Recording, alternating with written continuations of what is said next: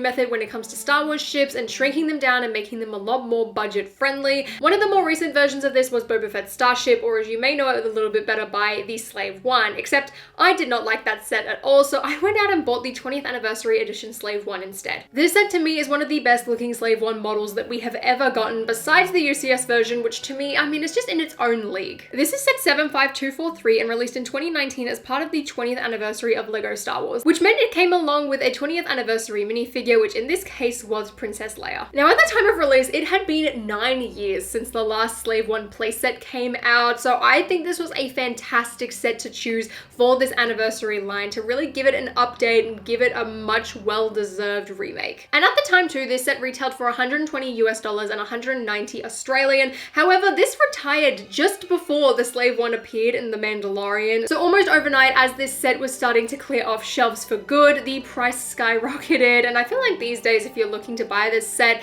it's probably going to cost you around maybe $200 to $250. I was really lucky and I managed to find one used for I think it was around $220, and I'm really glad I did. Besides the anniversary layer, this set came along with 4 incredible looking minifigures. Boba Fett is pretty standard, but exactly what I'd want and also expect from this set. Having the Cloud City arm printing on him would have been fantastic, but I'm honestly not surprised that it stayed exclusive. His face underneath the helmet is the classic clone angry head, but if you really want a more accurate version, it's a really easy fix. Han Solo in his blue jacket is up next, and I'm really glad that they went with this version of him and not the white shirt one. I just think it's far more interesting overall. However, the most interesting figures are Zuckuss and 4LOM. Zuckuss comes with a printed skirt piece, which also has printing on the back, and his torso as well carries on the detail of the headpiece all the way down the torso, which is absolutely fantastic and really blends in well with the beautifully molded head that they gave him. 4LOM also has a custom head mold and even cooler printing on the torso and legs, though it really does not show up very well on camera. Both of these still remain exclusive to this set and are worth quite a lot these days because they were such a fun and unique inclusion for this set. One of the main reasons why though I love this Slave One overall is just because of its design. For just over 1,000 pieces, you are getting a very generously sized set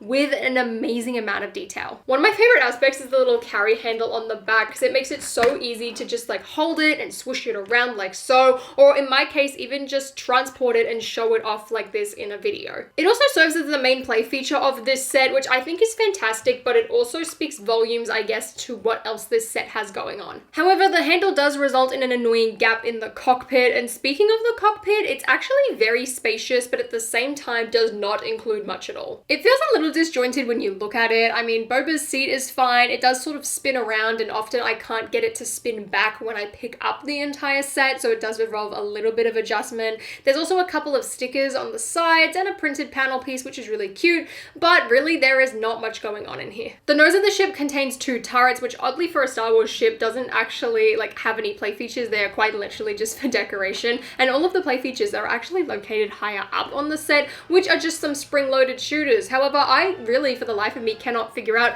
how to actually fire these on this set, but I mean, in my case, I'm putting it on display, so it really doesn't matter, but I would definitely note that if you were gonna play with this thing. The spring-loaded shooters, even with the missiles loaded, line up and blend in really well with the design of the ship, which is something I very much appreciate. At the very bottom of the ship as well, you'll see this little grey hatch, which you can actually lift up and exposes the little Han in carbonite piece. I feel like this set would have been the perfect time to redo this, I guess, with his updated hairpiece, but at the end of the day, I'm just glad that they included that whole feature in general. The rest of the ship, though, is quite literally just for, I guess, shape building. There are just a bunch of pieces stacked on top of each other. There aren't really that many more play features or things to open up and look at. It really just is a very solid design. For a playset, it is incredibly basic, but for the older teen and adult audiences, this set is perfect. It's not at a price tag that is too expensive. It's the perfect scale for sort of a mid type of thing if you don't have a lot of space to display, and has a lot of incredible detail. I think LEGO really hit the nail on the head with balancing all of those things, and it just goes to show as well, considering I feel like this is one of the more popular Slave One designs in recent years. Given the resurgence of Boba Fett and the appearances in The Mandalorian, I'm not surprised that this ship did inflate, and I guess is quite highly sought after now, and at the end of the day, I am really glad that I went and bought this set retired rather than spending my money on the newer version, which I just know that I probably wasn't going to be overall that satisfied with. I really hope LEGO do a version of the Slave One again in this type of scale. I would love to see it recolored and maybe redesigned very slightly in order to make Jango Fett's Slave Slave 1, and I feel like that as well, that would be a really good set for the sort of summer wave of sets. But otherwise, if you guys enjoyed this video, please give me a thumbs up, consider subscribing to my channel down below, and until next time, I'll see you later.